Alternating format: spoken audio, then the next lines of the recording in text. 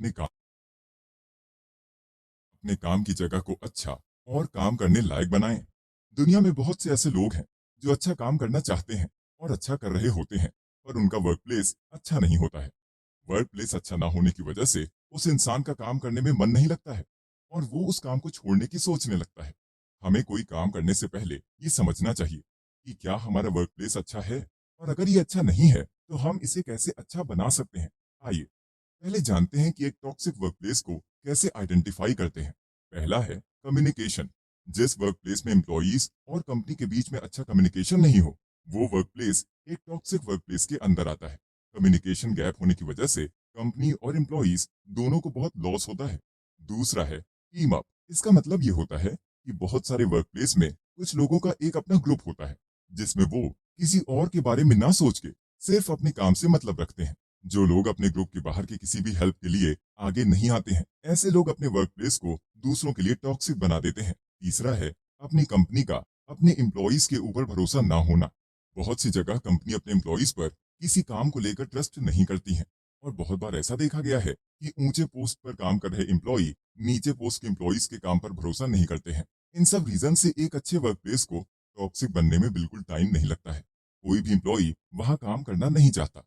इसलिए अगर आपको अच्छा काम करना है तो पहले अच्छा वर्क प्लेस चुनें और उसे समझें, क्योंकि टॉक्सिक इन्वायरमेंट में काम करने पर इंसान मेंटली और बहुत बार फिजिकली भी बहुत परेशान रहता है।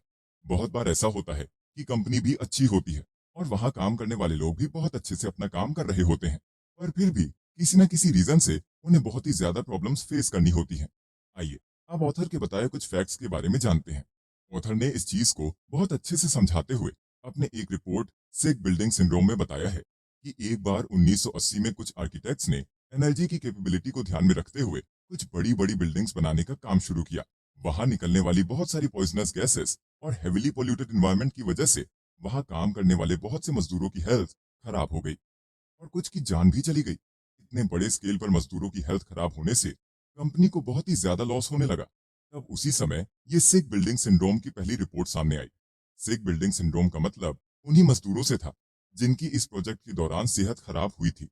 इस रिपोर्ट के बहुत सालों बाद ऑथर बताते हैं कि 2015 में Harvard TH. Chain school of public health में जोसेफ एलन की देखरेख में एक टीम को सभी बीमार लोगों का डेटा निकालने के काम पर लगाया गया। ये फिगर इतना बड़ा था कि लोगों का डेटा निकालने में उस टीम को काफी प्रॉब्लम्स हो रही थी।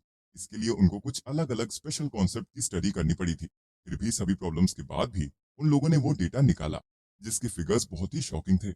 इसलिए हमें ऐसे टॉक्सिक काम और वर्कप्लेस से बचना बहुत जरूरी है। काम के साथ साथ मेंटल और फिजिकल हेल्थ देखना भी बहुत जरूरी है। ऑथर बताते हैं कि अगर आप किसी टॉक्सिक वर्कप्लेस में काम कर रहे हैं तो वो आप अकेले ऐसे इंसान नहीं हैं, बल्कि अमेरिका में 10 में से हर 6 आदमी ऐसी टॉक्सिक वर्कप्लेस में काम करते हैं। दोस्तों, हमने अभी ये समझा कि टॉक्सिक वर्कप्लेस की पहचान कैसे करते हैं। अब हम ये समझेंगे कि किसी टॉक्सिक वर्कप्लेस को काम करने लायक बनाने के लिए हम कौन कौन सी कोशिशें कर सकते हैं। पहला है, हमें सबके साथ मिलजुल कर काम करने की आदत डालनी चाहिए। जितना हो सके एक दूसरे से बात करके सब कुछ सॉल्व करना चाहिए। अगर आपको ऐसा लगता है कि आपके साथ गलत बिहेव हो रहा है तो अपने पोस्ट की और अपने सीनियर पोस्ट पर काम कर रहे एम्प्लॉय की डेजिग्नेशन मेंटेन करते हुए आवाज उठानी चाहिए। दूसरा ये है कि अगर हमसे कभी कोई गलती हो जाए तो उसे बिना डरे एक्सेप्ट करना चाहिए और कभी अपनी गलती को किसी और के ऊपर नहीं डालना चाहिए। ऐसे बहुत से छोटे छोटे काम हैं जिनको करके हम अपने वर्क प्लेस और साथ साथ वर्क एनवायरनमेंट को अच्छा बना सकते हैं। ऑथर हमें एक रिपोर्ट के जरिए बताते हैं कि 1993 में पॉल हॉकिन की book the ecology of commerce में ये बताया गया है कि कैसे हम अपने काम के साथ साथ छोटे छोटे काम करके अपने एनवायरनमेंट को बचाने में हेल्प कर सकते हैं। सिक बिल्डिंग सिंड्रोम के हादसे के बाद ऑथर बताते हैं कि कैसे इस बुक को पढ़ने के बाद इंजीनियर रे एंडरसन बहुत ही ज्यादा इम्प्रेस हुए थे। उन्होंने ये प्लेज तक ले लिया कि वो अपने बिजनेस के लिए वही सारी चीजें लेंगे या उन्हीं सब चीजों का यूज करेंगे जिसे बार बार रिसाइकिल किया जा सके और हमारे एनवायरनमेंट पर ज्यादा अफेक्ट ना पड़े। आप भी अपने काम में वही सारी चीजें यूज करें जिसे रिसाइकिल कर सकें। काम के लिए और काम के साथ साथ हमें अपने एनवायरनमेंट का भी ध्यान देना चाहिए। आप सबको ये तो पता होगा कि अमेरिका दुनिया के सबसे वेल डेवलप्ड कंट्रीज में से एक है, पर क्या आप ये जानते हैं कि इसकी डेवलपमेंट के पीछे आखिर राज क्या है? अगर नहीं तो हम आपको बताते हैं। दरअसल पूरी दुनिया में अमेरिकी लोग सबसे ज्यादा काम करने वाले माने जाते हैं। ऑथर ने 2016 की एक रिपोर्ट में बताया है कि अमेरिका में 10 में से 7 लोगों का कहना था कि वो लोग अपने काम के बाद कुछ घंटे रोज ओवर टाइम करते हैं। अमेरिका के इतने डेवलप्ड होने का रीजन ही यही है कि वो अपने यहाँ काम करने वाले लोगों को कम छुट्टियां देता है। उसी रिपोर्ट में ये भी पता चलता है कि 44% से ज्यादा लोगों का ये कहना था कि इतना काम उनकी फैमिली, स्लीप साइकिल और पर्सनल लाइफ को बहुत ही नेगेटिव तरीके से इफेक्ट करता है। ऐसे टॉक्सिक वर्कप्लेस में एम्प्लॉई के काम करने पर कंपनी और कंट्री का डेवलपमेंट तो बहुत होता है, पर वहां काम कर रहे लोगों की मेंटल हेल्थ खराब होने लगती है। बहुत से लोग एक डीप स्ट्रेस में चले जाते हैं। किसी भी जगह काम करने का ऐसा तरीका होना चाहिए जहां कंपनी के फायदे के साथ साथ उनके एम्प्लॉइज की भी हेल्थ का ख्याल रखा जाए, क्योंकि कंपनी की डेवलपमेंट उनसे जुड़े एम्प्लॉइज से ही होती है। अगर कोई एम्प्लॉय काम को लेकर टेंशन से जूझ रहा है, तो उस कंपनी की ये रिस्पॉन्सिबिलिटी बनती है कि वो अपने उस एम्प्लॉय को समझे और उससे उतना ही काम कराए जिससे उसे टेंशन से ना गुजरना पड़े। ऑथर बताते हैं कि एक सर्वे में पता चला है कि अमेरिका के इतना ज्यादा डेवलप्ड होने के बाद भी वहां के 10 में से 7 लोग मेंटली और पर्सनली प्रॉब्लम से गुजर रहे हैं, और इसका सबसे बड़ा रीजन उनकी कंपनी और उनका काम है। ज्यादातर लोग अपने काम के साथ साथ अपनी मर्जी से ओवर टाइम करना चाहते हैं या कोई छुट्टी वाले दिन भी काम करना चाहता है ताकि काम में उनकी प्रोडक्टिविटी बढ़ सके और थोड़े और ज्यादा पैसे कमा सकें। पर दोस्तों, क्या आपको पता है कि जब हम लंबे समय तक वीक में 40 घंटे से ज्यादा काम करते हैं तो हमारी प्रोडक्टिविटी बढ़ने की बजाय खत्म होने लगती है, और हमें पता भी नहीं चलता कि हमारी ग्रोथ नहीं हो रही है, और हमारा काम करने का जुनून भी धीरे धीरे खत्म हो जाता है। किसी भी इंसान के डिप्रेशन में जाने का ये भी एक बहुत बड़ा रीजन होता है। इसका सीधा असर हमारी पर्सनल लाइफ पर पड़ता है। इस केस को समझाते हुए ऑथर एक रिपोर्ट के बारे में बताते हैं कि 2015 में एक बहुत बड़े साइंटिस्ट पैट क्रिस्टन ने बताया कि कैसे एक्सेसिव वर्क की वजह से सफिशिएंट नींद ना मिलना, किसी तरह का कोई एक्सरसाइज ना करना, खुद के लिए और फैमिली के लिए टाइम ना निकाल पाने से कैसे इंसान अलग अलग प्रॉब्लम्स जैसे स्ट्रेस, लोनलीनेस, जेलसी से जूझने लगता है। ऐसी सिचुएशन में इंसान अंदर ही अंदर घुटने लगता है। उसी रिपोर्ट में यह भी बताया गया कि अगर कोई इंसान वीक में 55 घंटे से ज्यादा काम करता है, तो एक लंबे समय के बाद तक काम करने के बाद उस इंसान में नॉर्मल लोगों की तुलना में 33% हार्ट अटैक या ब्रेन हैमरेज होने की प्रोबेबिलिटी बढ़ जाती है। अब हम आपको इंसान की स्किल्स के बारे में बताएंगे। तो पहले आपको बता दें कि स्किल्स का मतलब हुनर है। किसी कंपनी या देश को चलने के लिए हर तरह के इंसान को काम पर रखा जाता है, जिसमें से कुछ सॉफ्ट स्किल्स के अंदर आते हैं और कुछ हार्ड स्किल्स। दोनों स्किल्स का तालमेल होना कंपनी के फायदे के लिए बहुत जरूरी है। अगर किसी कंपनी में किसी एक का पलड़ा भारी पड़ा, तो कंपनी का तालमेल पूरा खराब हो जाएगा और वो बहुत ही ज्यादा नुकसान में आने लगेगी। सॉफ्ट स्किल और हार्ड स्किल में क्या अंतर है, आइए जानते हैं। सॉफ्ट स्किल का मतलब होता है जिसमें कोई इंसान बिना कोई हार्ड वर्क किए अपना काम मॉडर्न तरीके से दिमाग लगाकर कर सकता है या लोगों से करवा सकता है। इसे एक एग्जाम्पल से समझें तो मान लीजिए अगर किसी इंसान को अच्छे से बात करना आता है, अगर वो अपनी बात करने की कला से सबके साथ मिलजुल कर रह सकता है या एक टीम को चला सकता है, तो उसे उस इंसान की सॉफ्ट स्किल्स बोलेंगे। वहीं दूसरी ओर, अगर कोई इंसान किसी की प्रॉब्लम्स को बिना किसी परेशानी के बिल्कुल शांत तरीके से सॉल्व कर दे, तो वो भी उस इंसान की सॉफ्ट स्किल्स में आते हैं। वहीं अगर हार्ड स्किल की बात करें, तो हार्ड स्किल का मतलब होता है जिसमें कोई इंसान फिजिकली हार्ड वर्क करके अपना काम करे। एग्जाम्पल के तौर पर, अगर किसी इंसान को अच्छे से कंप्यूटर चलाना या किसी भी तरीके की मशीन चलाना आता है और वो उससे अपना सारा काम कर लेता है या किसी कंपनी में काम करवाता है, तो वो उसकी हार्ड स्किल में आते हैं। वहीं दूसरी ओर किसी इंसान की पढ़ाई या किसी भी तरह की डिग्री उसकी हार्ड स्किल्स के अंदर आती हैं। ऑथर का कहना है कि कई इंडस्ट्रियलिस्ट ये मानते हैं कि लोगों के अंदर टेक्निकल स्किल्स यानी टैलेंट की कमी है। वो कहते हैं कि हमारी कंपनी संभालने वाले कुछ लोगों में सोचने की कैपेबिलिटी इतनी कम है कि अगर कंपनी का कोई एक भाग उनको संभालने के लिए दे दिया जाए, तो वो उनसे नहीं हो पाएगा। लोगों में अपने स्किल्स को बढ़ाने की इच्छा कम होती जा रही है। वो ये भूलते जा रहे हैं कि डेली लाइफ के काम के साथ साथ भी हम अपने स्किल्स को बढ़ा सकते हैं, वो भी बिना किसी काम के साथ समझौता किए। ऑथर ने इस बात को बताने के साथ साथ एक रिपोर्ट भी शेयर की है, जिसमें ये पता चलता है कि 373 बिजनेस स्कूलों में सिर्फ 10 से 13% ही स्टूडेंट क्लासरूम में बैठकर पूरी पढ़ाई करते हैं। ये वही स्टूडेंट होते हैं जो अपने अंदर हर स्किल्स लाने की पूरी कोशिश करते हैं और सक्सेसफुल भी होते हैं। बहुत से बिजनेस स्कूलों में ग्रेजुएशन करके निकले स्टूडेंट्स को नौकरी मिलने में काफी समय प्रॉब्लम होती है। इसका मेन रीजन है स्किल्स। बहुत सारे लड़के हर तरह के मॉडर्न इक्विपमेंट्स में माहिर हैं, पर उनमें सोचने की कला और समझने की कला ही बहुत कम है, जो सबसे ज्यादा जरूरी है। इसीलिए उन्हें भी काम के लिए भटकना पड़ता है। वो किसी कंपनी के लिए कंप्यूटर पर बैठकर डेटा एंट्री या और कुछ कर सकते हैं, पर जब बात कंपनी के लिए सही डिसीजंस लेकर कंपनी को नुकसान से बचाने की आती है, तो उनकी सोचने की अच्छी कैपेबिलिटी ना होने की वजह से उनके हाथ से काम चला जाता है। कॉन्फिडेंस के साथ इंपॉर्टेंट डिसीजंस लेना हर किसी के बस की बात नहीं है। जो लोग इसमें माहिर होते हैं वो हर काम को आसानी से कर ले जाते हैं और उनकी इंप्रूवमेंट भी बहुत जल्दी होती है। दुनिया की सारी बड़ी से बड़ी और छोटी से छोटी कंपनी अपने लिए एक सलाहकार रखती है जो समय समय पर कंपनी को उसकी इंप्रूवमेंट के लिए सही सुझाव और सलाह देते हैं। किसी को सही सलाह देना या प्रॉब्लम्स को आसानी से सुलझा देना उस आदमी की सॉफ्ट स्किल्स में आती है। सॉफ्ट स्किल्स सीखना बहुत ही मुश्किल है पर इसे मेजर करना बहुत ही आसान। किसी प्रॉब्लम में पड़ा इंसान ये खुद सोचता है कि अगर उसके पास इस प्रॉब्लम से बाहर निकलने की कला होती तो वो ऐसे नहीं फंसता। ऑथर ने हमारे साथ एक कंपनी की स्टडी भी शेयर की जिसमें यह देखा गया है कि उसके शुरुआती दौर के 18 महीने में 20,000 से ज्यादा नए एम्प्लॉयज को ट्रैक किया गया। तो पाया गया कि उनमें से 46% एम्प्लॉयज के पास सॉफ्ट स्किल्स ना होने की वजह से वो अपनी जॉब को चेंज करते रहे या उन्होंने बहुत ही खराब परफॉर्मेंस दी। कंपनी के एम्प्लॉयज द्वारा सही से काम ना कर पाने की वजह से कंपनी भी अच्छा परफॉर्म नहीं कर पाई और नुकसान की तरफ बढ़ने लग गई। बड़ी कंपनियों के ऐसे नुकसान में जाने पर देश के विकास में भी कहीं ना कहीं असर तो पड़ता है। दोस्तों, अब तक आपको ये तो समझ ही आ गया होगा कि हमारी लाइफ में स्किल्स कितनी इंपॉर्टेंस रखती हैं। स्किल्स की वजह से हमारी लाइफ भी कितनी अफेक्ट हो सकती है। इसीलिए आइए जानते हैं हम कैसे अपनी सॉफ्ट स्किल्स को धीरे धीरे बढ़ा सकते हैं और उसका फायदा उठा सकते हैं। ऑथर कहते हैं कि पहले तो हमें अपना काम करते हुए धीरे धीरे उसके साथ ही किसी अलग काम को अलग तरीके से करने की कोशिश करनी चाहिए। हमें लोगों से कॉन्फिडेंस के साथ बात करना शुरू करना ही होगा और उसे अपनी बातों से यकीन दिलाना होगा कि मैं ये काम आसानी से कर सकता हूँ। लाइफ में बहुत से ऐसे मोड़ आएंगे जहां हमें ये जानना होगा कि हम इस सिचुएशन को किस तरह टैकल कर सकते हैं या इस प्रॉब्लम से कैसे निकल सकते हैं।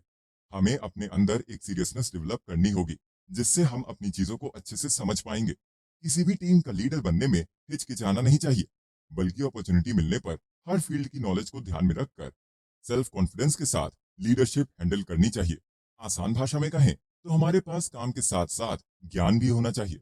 अपने अंदर कुछ सॉफ्ट स्किल्स लाकर कोई भी इंसान आने वाले समय में बहुत अच्छी इंप्रूवमेंट कर सकता है। इसीलिए हर इंसान को काम के साथ साथ सॉफ्ट स्किल सीखना उतना ही जरूरी है जितना कि उसका इससे पहले ही तैयार रहें। आप सभी ये तो जानते ही हैं कि प्रॉब्लम्स कभी किसी को बताकर नहीं आती हैं, पर कुछ प्रॉब्लम्स के बारे में सोच विचार करके उससे बाहर कैसे निकला जाए, ये तकनीक पहले से बना के रखना एक अच्छे इंसान या एक अच्छी कंपनी की निशानी होती है। जो इंसान जिस फील्ड में काम कर रहा होता है उसे आने वाली छोटी बड़ी प्रॉब्लम से रोज निपटना पड़ता होगा और वो पहले से ही उसके लिए तैयार होकर रहता ही होगा। किसी भी प्रॉब्लम्स के डिजास्टर बनने से पहले उससे निपटने की तैयारी कर लेने से हम उसे जल्दी ही सॉल्व कर लेते हैं। अगर एम्प्लॉई उसकी तैयारी पहले से कर ले तो नुकसान छोटे लेवल पर होता है और वहीं अगर तैयारी ना की हो तो नुकसान बहुत ही ज्यादा हो सकता है जिससे कंपनी को फिर से संभलने में बहुत मुश्किल होती है। प्रॉब्लम्स आने से पहले किए जाने वाले काम को करने के लिए दिमाग से मजबूत होना बहुत जरूरी होता है। इसको माइंडफुलनेस मतलब दिमागीपन भी बोलते हैं। दिमागीपन का मतलब वो दिमाग होता है जो नॉलेज से भरा हो। अपने काम की पूरी जानकारी होने के बाद ही इंसान उसकी तैयारी कर सकता है। कंपनी में काम करने वाले या अपना बिजनेस करने वाले हर इंसान को उन सारी छोटी बड़ी चीजों की जानकारी होनी चाहिए जिससे वो फ्यूचर में आने वाली प्रॉब्लम से आसानी से निकल सके। आइए जानते हैं माइंडफुलनेस क्या है और इससे इंसान को कितना फायदा मिलता है। ऑथर माइंडफुलनेस को समझाने के लिए एक्सपर्ट जॉन कबर्ट जिन का एग्जाम्पल देते हैं। वो कहते हैं कि एक्सपर्ट जॉन कबर्ट जिन की 1990 में आई अपनी किताब फुल कैटास्ट्रॉफी लिविंग में माइंडफुलनेस के बारे में बताया गया है कि हमारे मन का हमारे शरीर के साथ बहुत ही गहरा रिलेशन होता है। किसी एक का काम दूसरे के बिना नहीं चलता है। जॉन कबर्ट जिन की ये किताब बहुत ही बड़े लेवल पर बिकी थी और इसे बेस्ट सेलर के अंदर भी रखा गया। इस किताब को पढ़ने के बाद लाखों लोगों ने पहली बार माइंडफुलनेस की पावर को फील किया था। इसके बाद वो चीजों को बदतर ना बनाकर बेहतर बनाने की सोचने लगे। आसान शब्दों में कहें तो उन्होंने उन तरीकों से ध्यान देना सीखा जो वो पहले किसी चीज को पाते थे और ऐसे ही लोगों में माइंडफुलनेस को लेकर इंटरेस्ट बढ़ता गया। ऑथर ने माइंडफुलनेस को अच्छे से समझाने के लिए एक रिसर्च शेयर किया जिसमें 2014 तक नेशनल इंस्टीट्यूट ऑफ हेल्थ ने 92.9 मिलियन डॉलर माइंडफुलनेस के रिसर्च पर खर्च किया और उनको ये पता चला कि माइंडफुलनेस अब फ्रंट लाइन में आ चुका है और इसके प्रॉफिट बिजनेस वर्ल्ड में ज्यादा बढ़ रहे हैं। कंपनी अब वैसे ही लोगों को रखना पसंद करती है जिनकी सोचने की कला औरों से अलग हो। इससे कंपनी को नुकसान होने का डर कम हो जाता है और वो बिना ज्यादा किसी टेंशन के काम कर सकती है। ऑथर ने इसके साथ एक और रिपोर्ट शेयर किया जिसमें आपको ये जानने को मिलेगा कि माइंडफुलनेस हमारी टेंशन के लेवल को कैसे कम करती है।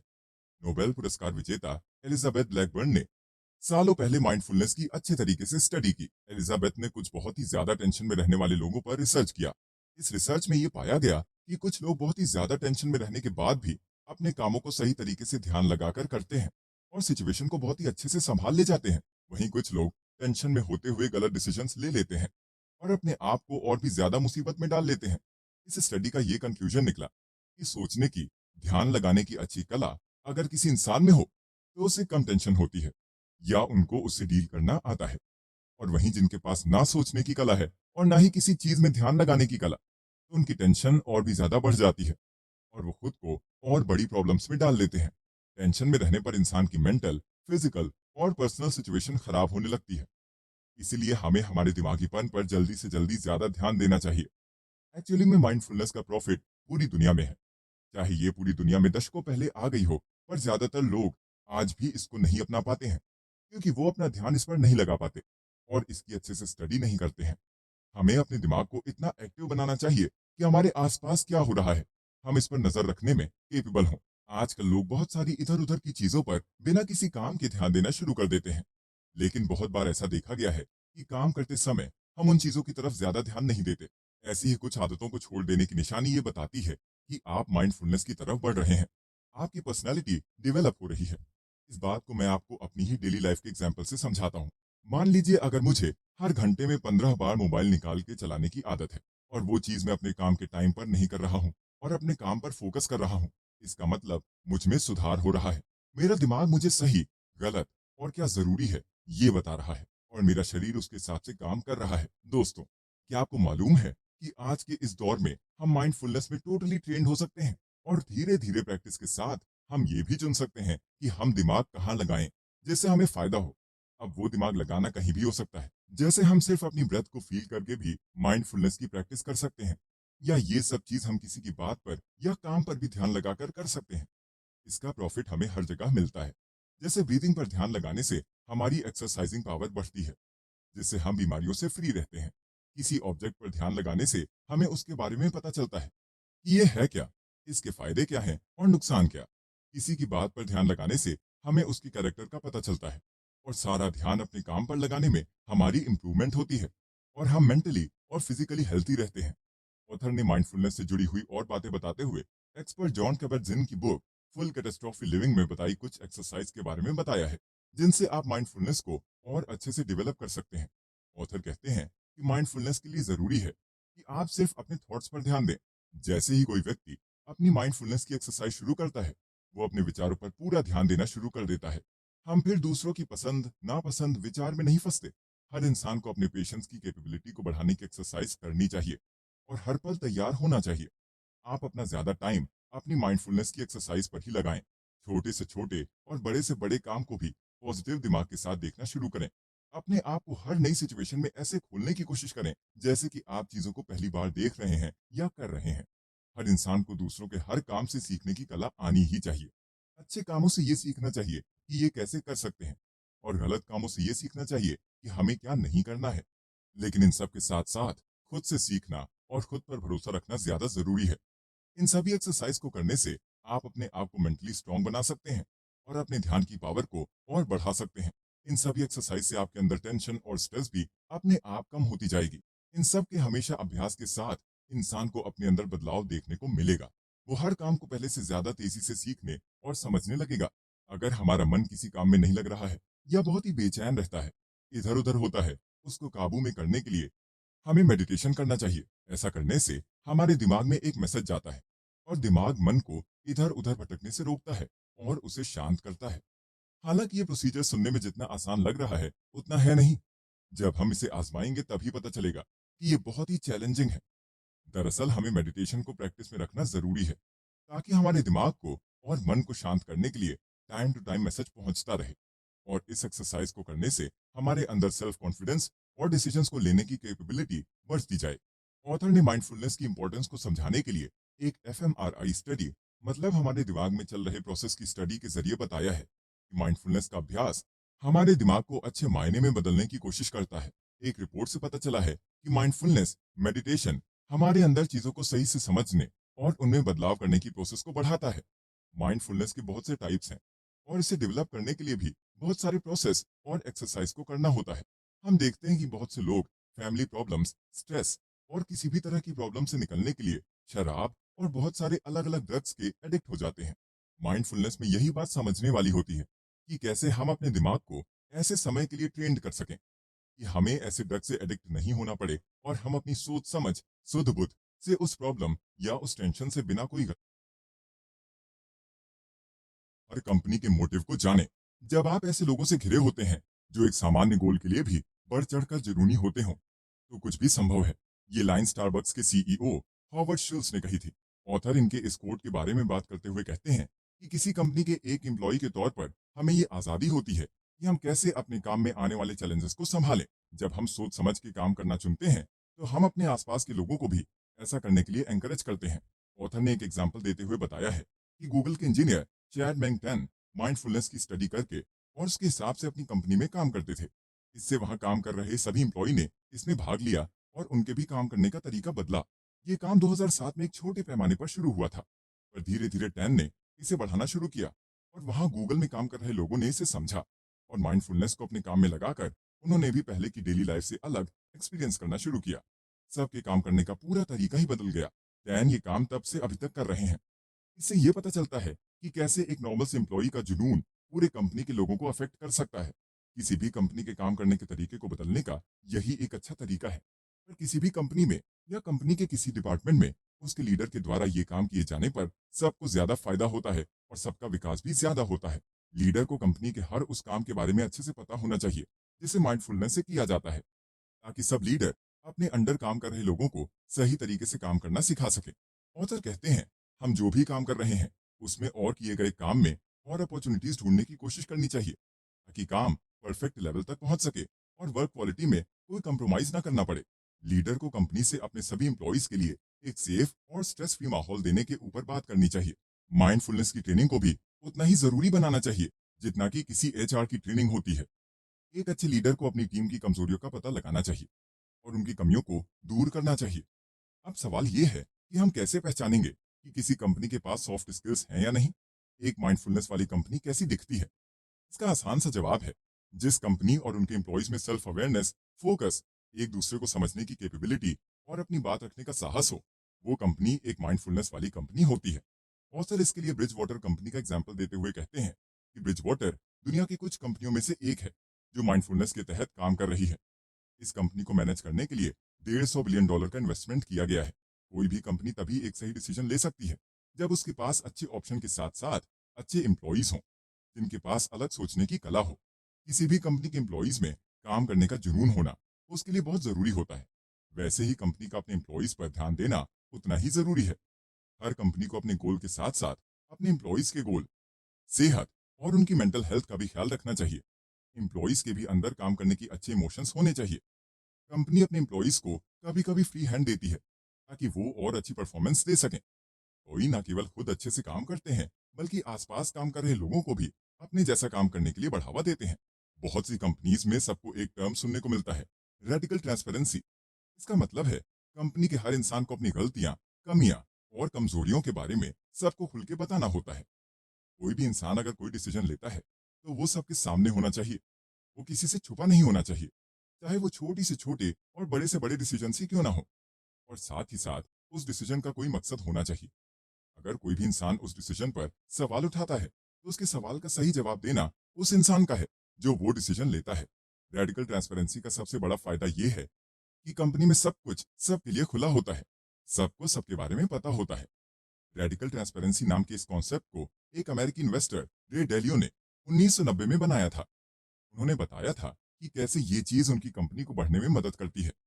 उनका मानना था कि जितने लोग अपने चैलेंजेस के बारे में खुल के बात करेंगे, उतना ही काम कर रहे दूसरे आदमियों के लिए सीखने का मौका बनेगा।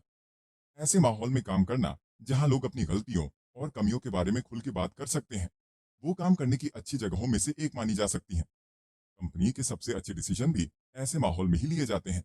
किसी भी कंपनी के लिए इस कॉन्सेप्ट पर काम करना है, पर यह सक्सेस के लिए कारगर साबित होता है। ऑथर ने इस बात को समझाने के लिए एक रिपोर्ट का भी सहारा लिया है, जिसमें दुनिया में जितनी भी कंपनीज रेडिकल ट्रांसपेरेंसी के कॉन्सेप्ट पर काम करती हैं, उनमें से 90% से ज्यादा आज सक्सेसफुल हैं। ऑथर कहते हैं, एक इंसान की लाइफ में सब सही चलता है, और उसके लिए बुरी खबर तब हो जाती है जब उसका काम उसकी पर्सनल लाइफ, रिस्पॉन्सिबिलिटीज और उसकी प्रायोरिटीज के बीच में आ जाता है। इनको अलग करने का कोई रास्ता नहीं होता। दोनों ही उस इंसान के लिए बहुत जरूरी हैं। दोनों ही उसके रास्ते का हिस्सा हैं। और इसके साथ साथ एक अच्छी खबर यह भी है कि ऐसा समय आने पर इंसान दोनों में से बिना किसी को छोड़े आगे निकल जाता है। ये एक्सपीरियंस उसे अपनी नौकरी में आगे बढ़ने में बहुत मदद भी करता है। ऑथर के मुताबिक हम कैसे काम करते हैं और हम कैसे जीते हैं, ये मायने रखता है। जैसे ये सारी चीजें किसी इंसान की लाइफ में हो सकती हैं, वैसे ही ये किसी कंपनी के साथ भी हो सकती हैं। कई बार कंपनीज भी ऐसे रास्ते पर आके खड़ी हो जाती हैं। तो वहां ऑलरेडी काम कर रहे एम्प्लॉयज की मदद से उसे लॉस से बाहर निकाला जा सकता है। इसलिए हर कंपनी को अपने एम्प्लॉय सोच समझ के रखने चाहिए। हर एम्प्लॉय में माइंडफुलनेस की जानकारी होनी चाहिए। किसी कंपनी में काम करते हुए आप अपने साथी एम्प्लॉयज, अपने लीडर्स और अपने आप के सम्मान की मांग कर सकते हैं। कंपनी का भी ये फर्ज बनता है कि वो आपकी छोटी छोटी बातों को भी सुनकर उस पर गौर करे। ऐसा करने से कंपनी के एक अच्छे गोल और एक बड़े गोल का पता चलता है। जब हम पूरी ईमानदारी से अच्छे भाव के साथ काम करेंगे तो न केवल हमारी कंपनी बेहतर काम करेगी, बल्कि हम बेहतर भी